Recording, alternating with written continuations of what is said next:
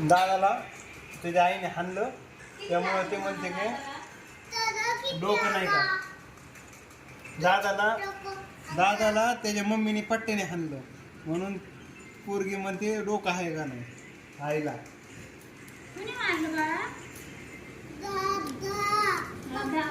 कुणी मारलं दादा? मम्मीने हाणलं ना. नाही पप्पा मी हाणीत नाही, मी प्रेमळ आहे.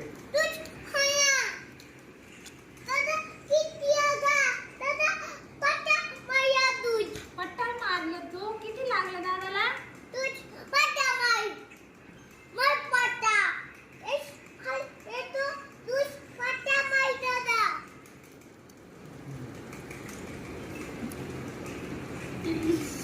लय माया परीला आमच्या. चल एक कॉफी मला दे. पोरग येड्याने करत होतं म्हणून थोडं हाणलं तिला. इकडं तर म्हणती इथं मी थोडं दादाला का हाणलं बरं असं म्हणते परी.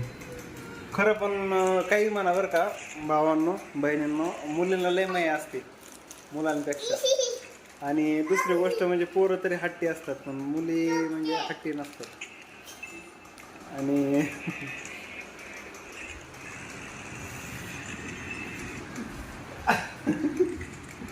आणि म्हणजे बापावर जो जीव असतो ना तो सगळ्यात ज्यादा मुलांपेक्षा मुलींचा जीव असतो बापावर. मुलांचा पण असतो पण कामापुरत असतो म्हणजे मुलांचा जीव. आणि मुलींचा जीव बापावर खूप असतो.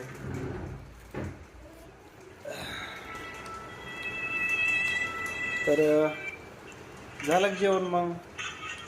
आमची परी बघा काय खाते, मोबाईल बघत बघत परत खाते सगळं. परी म्हणते लाईक शेअर सबस्क्राईब जरूर करा है ना परी.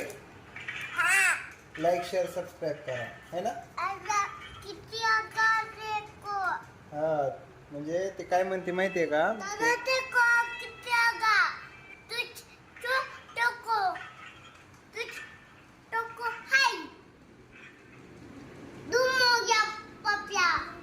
ते म्हणते दादाला हाणलं, दादाच्या आग होती पाहायच्या.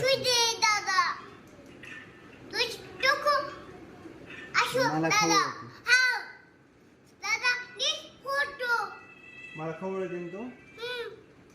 आम्ही दादा येड्याने करतो दिवसभर. किती येड्याने करतो दादा. त्यांनी सकाळी जेवण घेतलेलं दुपार सकाळपासून संध्याकाळपर्यंत ठेवलं ते. मग उष्ट ठेवतात का जेवण. हा उष्ट ठेवतात का जेवण सांगतो. आपण सकाळी दादाने ठेवलं नाही उष्ट जेवण. दादाने उष्ट ठेवलं ना जेवण. मग दादाला खवळायला नाही पाहिजे. हा अन्न हे परब्रह्म आहे. अन्न वायाला घालू नसतं.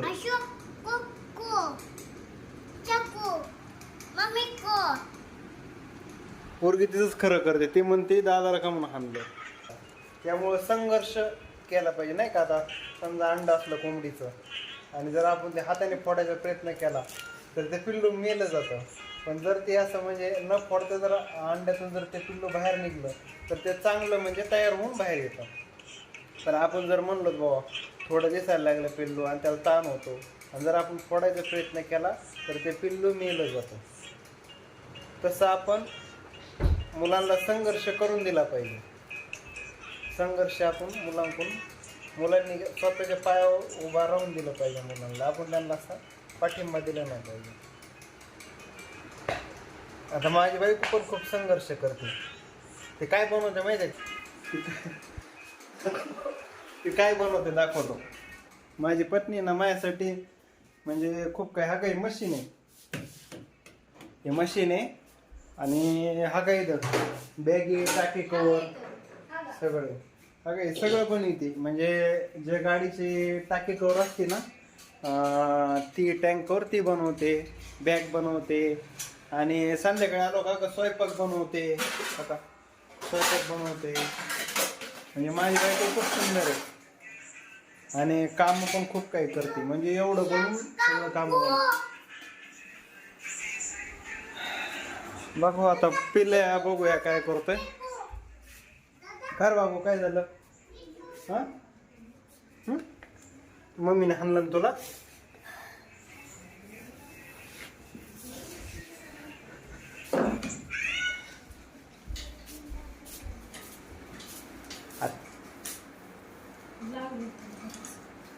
त्याला कळायला चला भावांनो बहिणींनो, माझ्या प्रिय बहीण भावांनो, आजचा ब्लॉग एवढाच.